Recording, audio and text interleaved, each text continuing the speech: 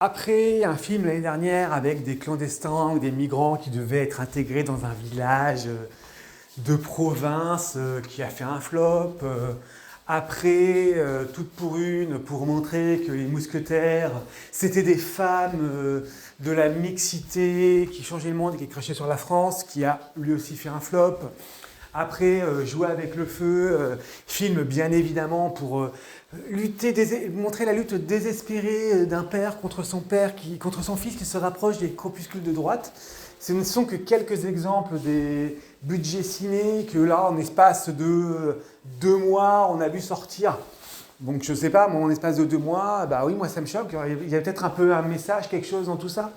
Et là, le dernier message, du côté de la mer, ou je sais pas quoi, mer au loin, un Marocain qui n'est pas expulsé par un policier et manque de bol, il va tomber amoureux de la femme du dit policier.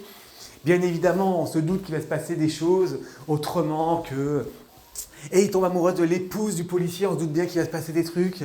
Soit l'épouse va devenir amoureuse de ce migrant qui lui montre, qui lui fait montrer, qui la fait vibrer, qui lui fait montrer un autre avenir meilleur, qui la fait voyager.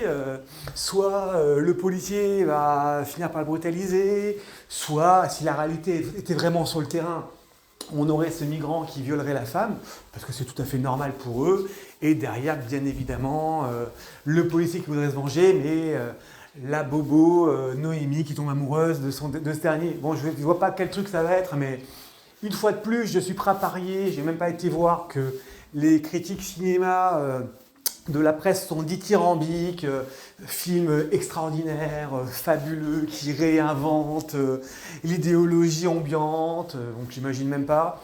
Et j'imagine bien évidemment qu'on va avoir comme pour Toute pour une, un film dont les notes vont disparaître comme par magie sur Allociné, parce que c'était de la merde et qu'on n'a pas le droit de le dire. Donc, parce que c'est vrai que s'il y a plus de critiques que de spectateurs, il y a un souci, mais à un moment donné, on voit très bien ce qu'on nous vend. Là, ce film-là, j'imagine même pas ce que ça va donner, mais j'imagine qu'on va être sur la même veine avec des critiques, des spectateurs qui vont disparaître parce que trop bassement noté. On va dire que c'est encore l'hétérosexuel blanc qui intervient, qui bloque, ou la masculinité toxique, ou que sais-je encore, le racisme ambiant. Et derrière, on se retrouve sur Virginie Efira, qui a été jugée trop blanche pour jouer à Ivy dans un film. Mais bon, mais tout va bien, il n'y a aucun racisme anti-blanc, il n'y a rien, ça n'existe pas. On vous l'a déjà dit, on vous le répète, les antiracistes, effectivement, les antiracistes ne marchent que si c'est le blanc qui est la victime, bien évidemment. Par contre, dire que sale blanc, par contre, ce n'est pas raciste, cracher sur les blancs, ce n'est pas raciste. Par contre, si on le fait dans l'inverse. Donc oui, j'en commence à vraiment en avoir marre. Donc quand je vois les films qu'on a eus, quand je vois des trucs comme ça, effectivement, je me pose des questions. J'espère sincèrement que la France n'est pas désespérée et va survivre à tout ça. Mais c'est vrai que on va continuer de s'accrocher et de survivre à notre pays parce qu'on aime notre pays. Mais c'est vrai, ce qu'il devient ne plaît guère, je ne pense pas être le seul.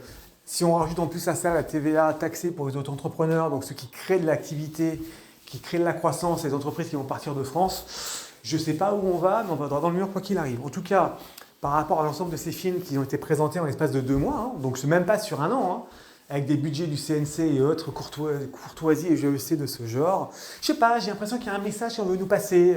Je sais pas, des migrants dans un village de province, des mousquetaires racisés, femmes à moustache, un pauvre père qui se bat contre son fils d'extrême droite, parce que bien évidemment, jamais cela n'arrivera de faire un film sur un parent qui se réveille parce que son enfant se rapproche des corpuscules d'extrême gauche. Je sais pas, il sort de la jeune garde pour voir ce que ça donne et la violence du truc. Là maintenant, un réfugié qui n'est pas expulsé, enfin, que du bonheur.